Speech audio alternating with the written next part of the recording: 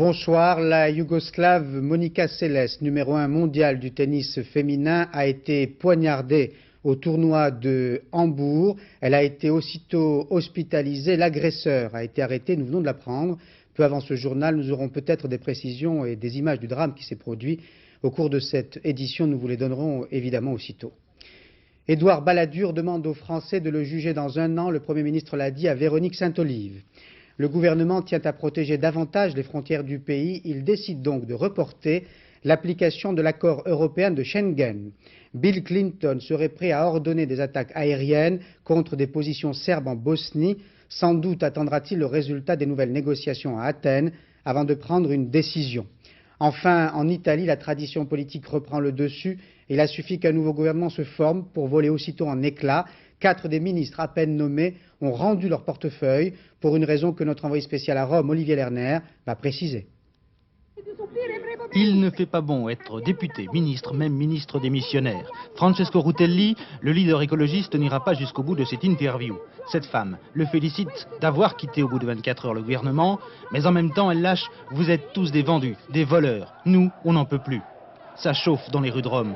Des étudiants, pour la plupart, se sont donné rendez-vous devant la présidence du Conseil italien. D'autres manifestations du même type ont été observées dans plusieurs grandes villes du pays. Vendus, voleurs, c'est mot pour mot ce que l'on entendait hier soir dans l'enceinte de la Chambre des députés. Ils se sont insultés, bousculés, suite à leur propre vote qui épargne Bettino Craxi d'une levée infamante d'immunité parlementaire. Craxi, avec ses 41 chefs d'inculpation pour corruption et recel, peut continuer à dormir tranquille. La justice ne peut plus grand-chose contre lui. Les juges milanais sont écœurés. Celui-ci, chargé des affaires de corruption, estime que le Parlement a empiété le territoire de l'ordre judiciaire. Son enquête et ses découvertes n'auront servi à rien. La tension est encore montée d'un cran ce soir. D'autres manifestations sont annoncées dans les rues de Rome. Ce qui ne va pas faciliter la tâche du pauvre tout nouveau président du Conseil italien qui cherche à l'heure actuelle des volontaires pour remplacer ses 4 ministres démissionnaires. Carlo Ciampi consulte également les états-majors des partis, ce qu'il avait refusé de faire jusqu'à présent. Comme quoi, la partitocratie n'est pas un vain mot en Italie. Israël fait un geste en direction des Palestiniens. Il coïncide avec la reprise des négociations de paix à Washington. 15 Palestiniens expulsés ont été autorisés à rentrer chez eux. Reportage de notre envoyé spécial Charles Anderlin. Cet instant, certains expulsés l'attendaient depuis plus de 20 ans. Abdeljawad Abou Saleh a été banni au début des années 70 alors qu'il était le maire d'El Biré, une localité proche de Ramallah, au nord de Jérusalem.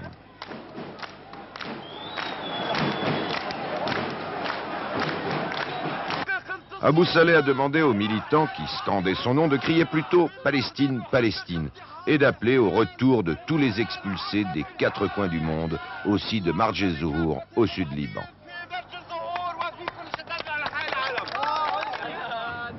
Et ce sont les retrouvailles. Pratiquement, notre famille était vraiment divisée à cause de ça. Lui, il commençait à souffrir de la manque des enfants. Les enfants, ils ont commencé à grandir. C'est-à-dire les petits-enfants, ils ont commencé à grandir et lui, ils ne les connaissent pas. Eux, ils ne les connaissent pas non plus. Une vingtaine d'années, c'est trop, et quelquefois aussi de 25 ans. Il y a des gens qui même vont arriver pour mourir. Donc, aussi, il faut mettre ce geste dans le contexte. Mais il faut féliciter le gouvernement israélien quand même et l'encourager pour prendre encore plus de gestes. De nombreux Palestiniens estiment en effet que ce retour est insuffisant. Il aurait fallu, disent-ils, qu'Israël laisse rentrer des personnalités plus importantes qui auraient pu, par exemple, renforcer la délégation palestinienne au pourparlers de Washington. Les officiels israéliens répondent que c'est à présent aux Palestiniens de faire des concessions. Les festivités du retour vont durer 1 semaine en Cisjordanie, à Gaza et à Jérusalem-Est. Un second groupe d'expulsés est attendu lundi. Peut-on être français et représentant en France d'une délégation étrangère? Question autant politique que juridique posée après la naturalisation d'Ibrahim Sousse, délégué à Paris de l'OLP. Mais question peut-être dépassée si l'on en croit la rumeur. Ibrahim Sousse ne représenterait plus l'organisation de Yasser Arafat. Véronique Tavo. Un décret presque passé inaperçu, un nom parmi d'autres. Depuis la publication au journal officiel le 28 mars du décret de naturalisation, Ibrahim Sousse, le représentant de l'OLP à Paris, est officiellement citoyen français. Un décret signé Pierre Bérégovoy, alors Premier ministre. Une naturalisation appuyée par le Quai d'Orsay qui affirme aujourd'hui que le représentant de la centrale palestinienne aurait décidé d'abandonner ses fonctions à la tête de la délégation de l'OLP, d'où le coup de pouce du ministère des Affaires étrangères. Ibrahim Sousse, c'est toujours ce qu'affirme le Quai d'Orsay, aurait désormais choisi de se consacrer à l'écriture et à la recherche. Sur cette affaire, Ibrahim Sousse reste très discret. Il est vrai que depuis 3 mois, le représentant de l'OLP à Paris n'est plus apparu sur la scène politique française. Discrétion également à Tunis. Les responsables de l'OLP n'ont toujours pas confirmé l'information. La centrale palestinienne se contente d'affirmer qu'Ibrahim Sousse peut être citoyen français et continuer à représenter l'OLP à Paris. Les positions serbes en Bosnie seront-elles bombardées par l'aviation américaine? Bill Clinton prépare ses concitoyens à une telle décision. Le chef de la Maison-Blanche est très irrité par l'attitude des Serbes. Leur comportement plus offensif que jamais met en relief l'impuissance des casques bleus. Nos envoyés spéciaux à Sarajevo, Stéphane Magnier et Jean-Jacques Le Garec, décrivent l'état des troupes.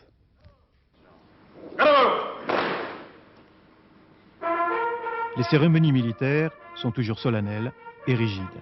Aujourd'hui, un peu plus que d'habitude. La fête de la Légion avait lieu dans le hall désaffecté de l'aéroport, protégé par des sacs de sable. On avait invité le général Morillon, on évoquait les premiers légionnaires tombés à Sarajevo. Ces hommes-là seront les plus exposés aux représailles en cas d'intervention militaire, et ils le savent. Alors ils se protègent et ils surveillent les Serbes de près pour savoir s'ils préparent la guerre. Nous n'avons pas contrôlé de changement fondamental dans le dispositif serbe. La semaine dernière, on a vu quelques mouvements de matériel, mais ces matériels maintenant ont repris leur place initiale. Ils ont peut-être été un peu mieux camouflés, mais pas de changement fondamental. C'est peut-être une ruse, mais c'est peut-être un signe. Comme le fait que les convois d'aide humanitaire et les patrouilles des casques bleus se déroulent apparemment sans entrave. Autre signe, les casques bleus retrouvent leur rôle de médiateur. Le docteur Karadzic, chef des Serbes de Bosnie, a présenté ses nouvelles propositions pour les négociations d'Athènes au général Morillon. Et il y a des propositions, disons, d'échange, portions de territoire contre d'autres. Mais ça ne remet pas en cause le plan. Il n'est pas question qu'on remette en cause le plan. Et ça, je crois que le docteur Karadzic l'a parfaitement compris. Les Serbes parlent de pression internationale, mais les obus tombent toujours dans les faubourgs de Sarajevo. Sarajevo, entre guerre et paix. Un nouvel espoir apparaît tout de même sur le terrain diplomatique. Les belligérants ont accepté de se rencontrer autour d'une table à Athènes, Philippe Arroy. Oui, si la réunion d'Athènes a lieu avec la participation de tous les belligérants, c'est parce que l'environnement a changé. Les sanctions contre la Serbie sont maintenant appliquées, enfin. La Russie est aux côtés des Occidentaux et ne lorgne pas vers Belgrade comme l'espéraient les Serbes. Boris Eltsine a été clair et net là-dessus. Enfin, les États-Unis et les Européens préparent une action militaire aérienne et ne se privent pas de le dire. Cela devrait faire réfléchir les Serbes de Bosnie, également ceux de Serbie. Mais comme chat est chaud et craint l'eau froide, Américains et Européens font savoir aux Serbes qu'on attend d'eux des actes et non des paroles. Dire oui au plan de paix, cela veut dire arrêt des combats, désarmement et retrait de 25% des territoires conquis par les Serbes en Bosnie. C'est cela où le tour de vis continue. La prochaine étape est militaire et c'est tout à fait sérieux. Merci Philippe. En France, on attend le détail des mesures que le Premier ministre s'apprête à prendre pour équilibrer les comptes sociaux. Édouard Balladur ne veut pas les révéler pour l'instant. Il se contente d'affirmer qu'il s'agira d'une potion peu agréable, compte tenu du contexte économique, il l'a dit à Véronique Saint-Olive. J'aurais préféré arriver à la tête du gouvernement dans d'autres circonstances, bien entendu. Mais enfin, le sort en est jeté, c'est ainsi que les choses se présentent. Nous devons prendre notre pays tel qu'il est aujourd'hui. Et nous avons un devoir, c'est d'essayer de remonter la pente, quoi qu'il en coûte. Vous souhaitez mener des réformes dans de très nombreux secteurs, dans un contexte de rupture ou dans un contexte de continuité? J'ai déclaré dans toutes les occasions qui m'étaient offertes quand j'étais dans l'opposition que la France avait besoin d'un renouveau profond. dans sa politique, dans son organisation économique et aussi dans son organisation sociale et dans son organisation du système éducatif ou du système judiciaire. J'ai dit, lorsque j'ai été investi de la fonction de Premier ministre, qu'il faudrait 5 ans pour mettre en œuvre toutes ces réformes. Mais il faut commencer tout de suite. Alors on me dit parfois c'est très bien, 5 ans, mais enfin, il va y avoir une élection présidentielle dans 2 ans. Quand est-ce que les Français vont voir les résultats? J'espère qu'ils les verront l'année prochaine, qu'ils commenceront à les voir, mais tout ne sera pas fini, loin de là. Tout ce que nous pouvons espérer, c'est qu'ils aient l'année prochaine, et je ferai tout ce qui est à mon pouvoir pour cela, le sentiment que, même si on leur demande un effort important, qu'il faudra répartir équitablement, que les choses vont dans la bonne direction. Donc vous donnez rendez-vous pour un vrai premier bilan dans 1 an? Si vous voulez, d'ici 1 an, on pourra effectivement faire le point sur ce que nous avons fait, sur ce que nous avons bien fait, sur ce que nous avons mal fait ou sur ce que nous n'avons pas fait. Vous parlez de mesures qui sont dures à prendre et qui vont être difficiles à accepter par l'ensemble des Français. C'est une potion amère qui va être bue d'un trait ou bien est-ce qu'il faudra la reprendre à plusieurs reprises? Écoutez, amère, j'espère qu'elle ne le sera pas trop, mais enfin, j'espère aussi que nous pourrons faire prendre l'essentiel des décisions d'ici la fin du printemps. On ne va pas faire un plan de redressement tous les 3 mois. Je crois qu'il faudra que nous prenions toutes ces décisions d'ici la fin du mois de juin, dans tous les domaines où il faut rapidement redresser les choses en matière économique et sociale, et qu'ensuite nous aurons le temps de travailler à plus long terme pour des réformes de plus vaste portée. Mais vous vous situez sur une perspective de 5 ans. Or, oui. Jacques Chirac, il y a quelques jours, au cours du Conseil national du RPR, a lancé la campagne présidentielle qui, elle, a lieu dans 2 ans. Est-ce qu'il n'y a pas un choc de calendrier qui vous gêne dans votre action? Mais non, pas du tout. Écoutez, tout le monde sait que l'élection présidentielle va avoir lieu dans 2 ans. Je dirais le contraire que ce serait absurde. Elle a lieu dans 2 ans. Et tout le monde sait qu'à l'occasion d'une élection présidentielle, les Français apprécieront la situation, regarderont et jugeront les programmes, les projets et la personne des différents candidats. Bien. Mais il n'en reste pas moins que ce que je dis, c'est que la France a besoin de se redresser durant 5 années, que tout ne va pas être fait dans les 2 années, qu'il y aura encore d'autres choses à faire. Alors, est-ce que la solution serait celle que préconise le secrétaire adjoint du RPR, Jean-Louis Debré, d'un ticket Chirac-Balladur, en disant on fait élire Jacques Chirac et Balladur restera Premier ministre et pourra poursuivre son action? J'ai pas entendu ça. Ah bon? Qu'est-ce que vous en pensez? Il faudra juger de tout ça le moment venu. Et puis alors enfin, au bout d'1 mois, comment vous sentez-vous par rapport au président de la République? Comment se passe cette cohabitation-là? Écoutez, elle se passe comme elle doit se passer, c'est-à-dire dans le respect des institutions et dans le respect des légitimes prérogatives de chacun. Et jusqu'à présent, ça n'appelle pas de commentaires particuliers de ma part et je souhaite que cela se poursuive ainsi. Oui, alors, Monsieur le Premier ministre, vous bénéficiez d'une popularité jamais égalée. Comment ressentez-vous ça? Bon, c'est agréable, bien entendu. Mais il faut la mériter sur la durée. Et ça n'est pas acquis. Finalement, les Français jugeront au bout d'un certain nombre de mois.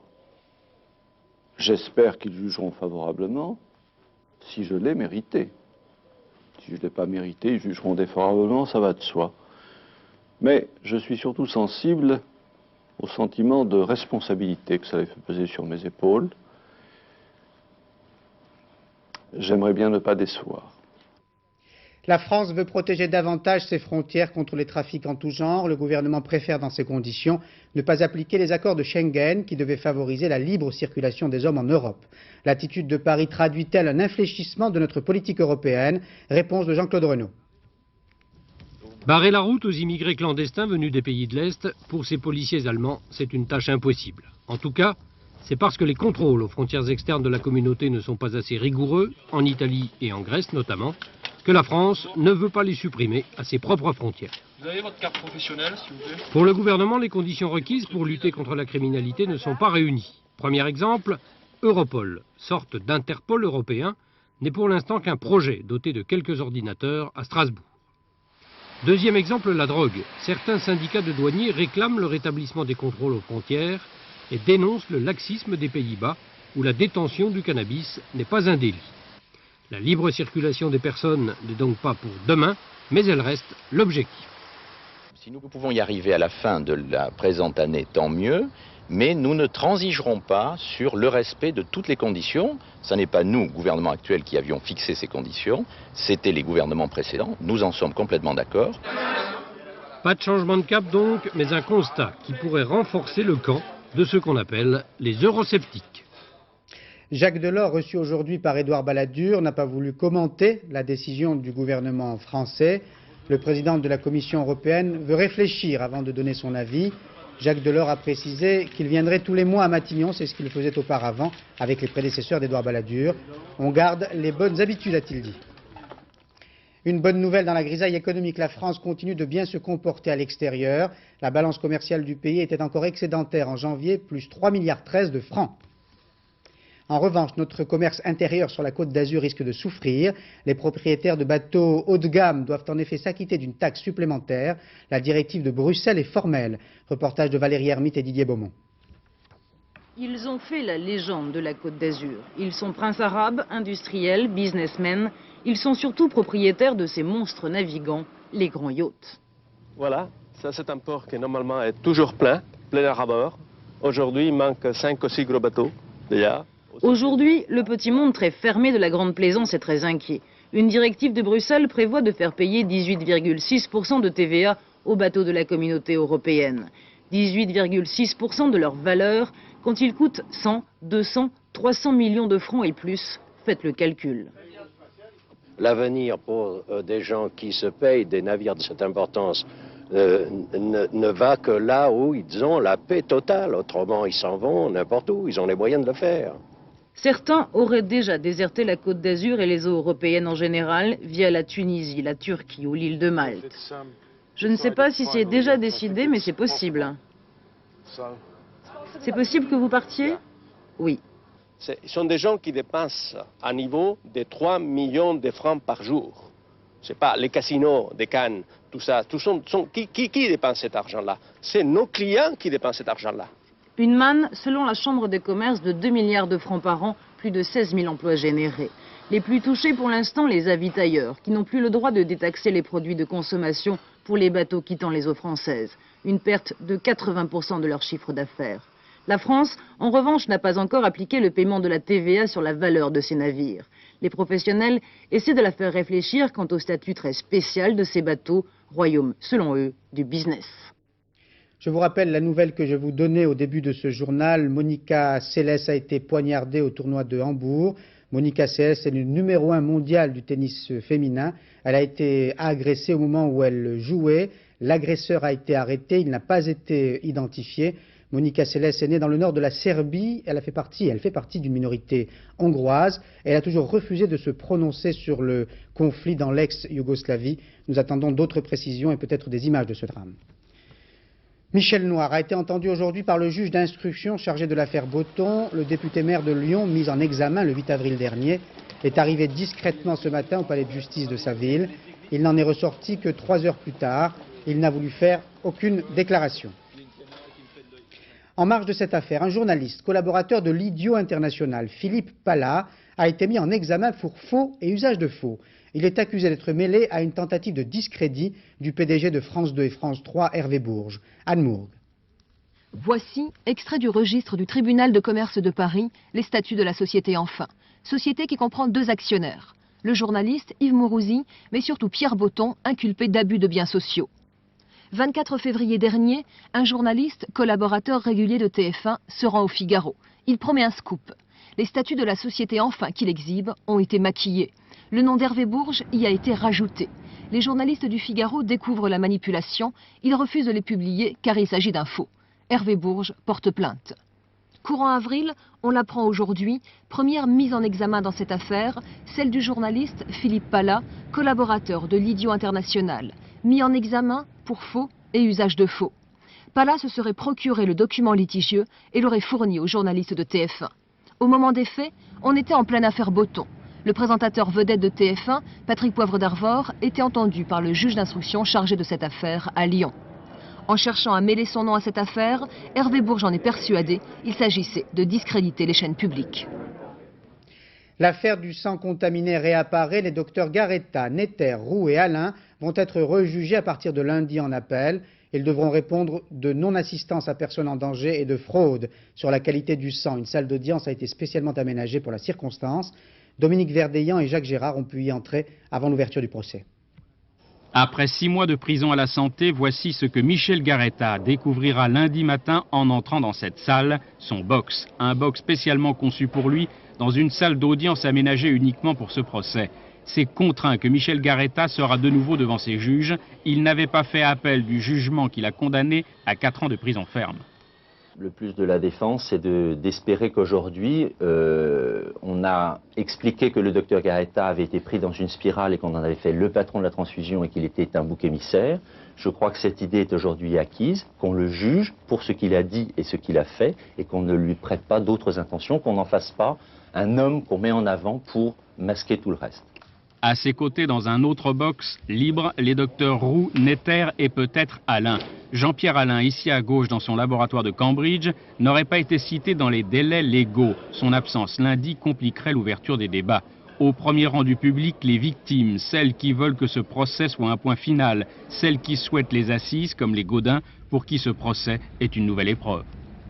Toutes les victimes vont redevoir s'asseoir sur ces bancs, recôtoyer les mêmes personnes, revivre les mêmes angoisses, les mêmes questions, les mêmes réponses, et ça va être dur de vivre. Les débats seront présidés par André Serdini, déjà rentré dans les annales de la justice pour avoir dirigé la cour d'assises qui a jugé Klaus Barbie. Présent à cette barre, une trentaine de témoins, parmi lesquels le professeur Montagnier, témoin oublié en première instance, mais aussi des absences des hémophiles contaminés, ceux qui n'ont plus la force de se déplacer et ceux qui sont décédés depuis le premier procès. Ils sont pour l'instant dans la Cité des Étoiles sur Terre avant d'aller rejoindre l'autre Cité des Étoiles, là-haut.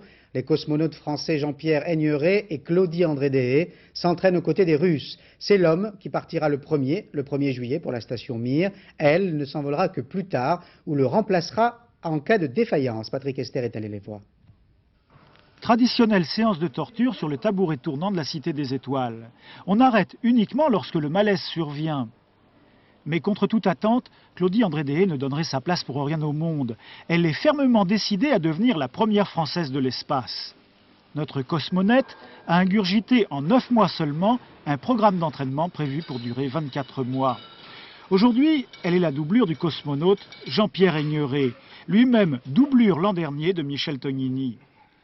Ici, rien n'a changé depuis. Pas même la faucille et le marteau soviétique peints sur l'immuable vaisseau de transport Soyouz. Jean-Pierre, quand on voit, c'est vraiment tout petit, on est vraiment tassé comme des pingouins ici. Alors, est-ce que véritablement ce genre de vaisseau a encore de l'avenir ? Ben oui, il a un avenir parce que d'abord, il montre sa fiabilité. C'est un système finalement extrêmement rustique qui ne coûte pas tellement cher et qui part à l'heure pour arriver là où il veut, quand il veut, ce qui n'est pas toujours le cas des navettes. Ça aurait été le cas avec Hermès si on l'avait eu. Et au fait, dans ce milieu d'hommes, de militaires et de pilotes d'essai, comment juge-t-on la présence féminine ? Les femmes sont bien acceptées quand elles montrent qu'elles ont les compétences, la motivation et le professionnalisme pour parvenir à la réalisation des objectifs. Et dans ce cas-là, on fait partie à part entière de l'équipage. Par ailleurs, je ressens bien sûr, présent au sein de l'équipage et au sein des autres cosmonautes ici, une galanterie et une prévenance que l'on trouve bien sûr chez les Français, mais que j'ai découvert avec plaisir aussi en Russie. Vous allez voler avec Jean-Pierre Aigneret, est-ce que vous n'auriez pas préféré voler avec la Française quand même ? Un sourire, mieux qu'un commentaire. Jean-Pierre Aigneret décollera le 1er juillet. Le vol doit durer 21 jours. Claudie, elle, devra attendre 1996. D'ici là, elle aura tout le temps de faire du tourisme. Nous venons de recevoir les images du drame qui s'est produit au tournoi de Hambourg. Monica Seles a été poignardée au moment où elle jouait. L'agresseur a été arrêté. Écoutons Alain Escoubet. Écoutez.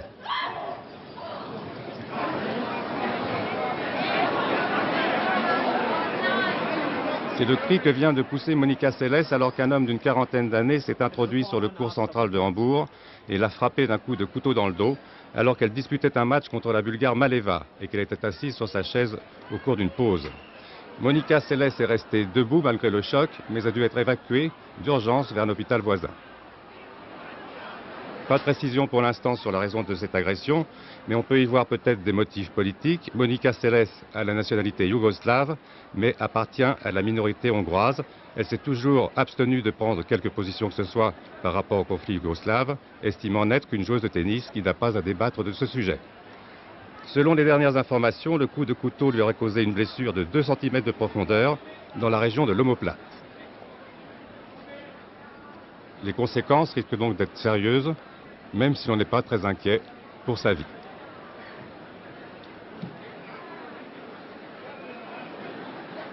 Précisément au moment où Alain Scoubet était en train de commenter ces images qui viennent de nous parvenir, un télégramme arrive de Hambourg. Monica Seles est hors de danger, la blessure n'est pas mortelle. France 2 vous fera vivre demain le Tour d'Espagne qui a commencé lundi dernier et qui a été pollué aujourd'hui par une rumeur folle. Le leader, le Suisse Zülle, se serait dopé. Rumeur seulement. Laurent-Frédéric Bollet. Cet homme a provoqué aujourd'hui une belle tempête dans le monde du cyclisme. Alex Zülle, le Suisse, récent vainqueur de Paris-Nice, actuel leader de la Vuelta, le Tour d'Espagne, a été accusé de s'être dopé il y a un mois. Un contrôle effectué autour du Pays Basque aurait donné un résultat positif. En fait, c'était une fausse information. Le produit utilisé n'était pas interdit. Une belle pagaille pour rien. Du coup, Zülle est toujours bien en tête au classement général de la Vuelta, où il domine par exemple le vainqueur de l'an dernier, Tony Rominger. Mais le plus grand rival de Zülle, c'est lui, Laurent Jalabert, qui appartient à la même formation. Jalabert, le meilleur français depuis quelque temps, qui parle espagnol couramment et qui a magistralement remporté la 2e étape il y a 2 jours, à l'issue d'un sprint en côte. Aujourd'hui, pour l'étape Salamanca-Villa, c'est l'Espagnol Alonso qui s'est imposé et il prend la 2e place du général à Jalabert. Alex Zülle, lui, reste en jaune, mais est surtout blanchi des accusations qui pesaient sur lui. Il y a un lac sous l'opéra Garnier, un vrai, pas le lac des Cygnes. On pensait qu'il s'agissait d'une légende née du fantôme de l'opéra de Gaston Leroux. Mais Tintin Dalmas et Capitaine Poirier ont voulu descendre sous Seine et ont vu, frisson garanti. Le fantôme de l'opéra a pris corps ici même, grâce à l'imagination de Gaston Leroux, impressionné par l'étrange dédale souterrain du Palais Garnier, naissance de la légende du fameux spectre du non moins fameux lac.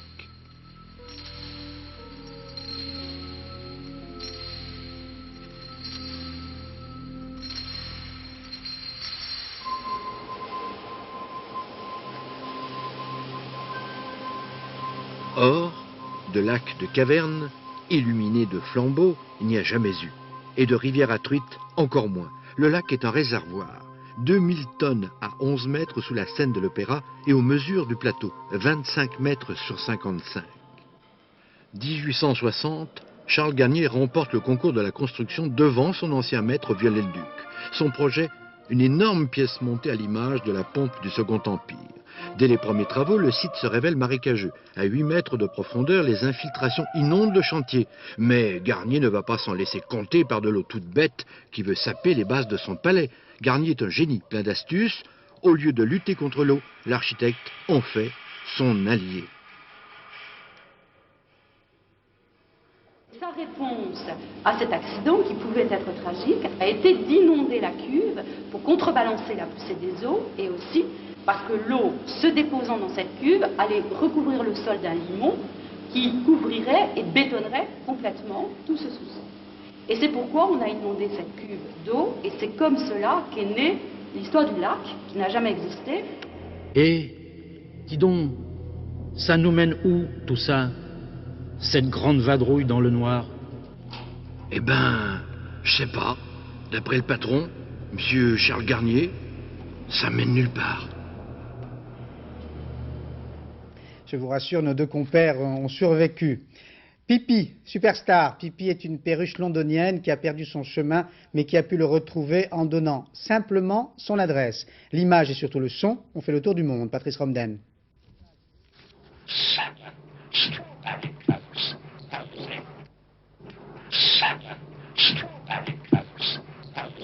Particularité de Pipe la Perruche, elle annonce en permanence son adresse. Et c'est ce disque rayé que la presse internationale immortalise. Que s'est-il passé? Ceci, Pipe s'est aventurée hors de sa cage et le fait de ne pas comprendre ce qu'elle dit ne l'empêche pas de se faire comprendre. Quand je l'ai trouvée, elle avait froid, elle avait besoin d'aide. Je l'ai réchauffée à l'aide d'un sèche-cheveux et là, elle s'est mise à réciter son adresse. Lui, c'est Arthur, le propriétaire du volatile. Il raconte qu'il a trouvé un mot sur sa porte du style « J'ai retrouvé votre oiseau ». Sur ce, il décroche son téléphone et se laisse dire que son timbre de voix ressemble à celui de la perruche. Bref, tout le monde rit. D'ailleurs, écoutez. Et oui, il est bègue, ça lui servira le jour où il ne retrouvera plus son chemin. Alors, Pipe la Perruche viendra le chercher.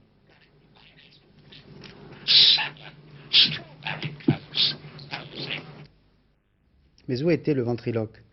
Fin de ce journal, Nathalie Riouet vous dira le temps de ce week-end. Dans un instant, après le film, à 22h20, Bernard Pivot vous proposera une émission exceptionnelle sur Pétain avec Jacques Dufilot, qui incarne l'homme de Vichy dans le film réalisé par Jean Marbeuf et produit par Jacques Kirchner. Les deux hommes seront également sur le plateau avec Marc Ferraud, l'historien.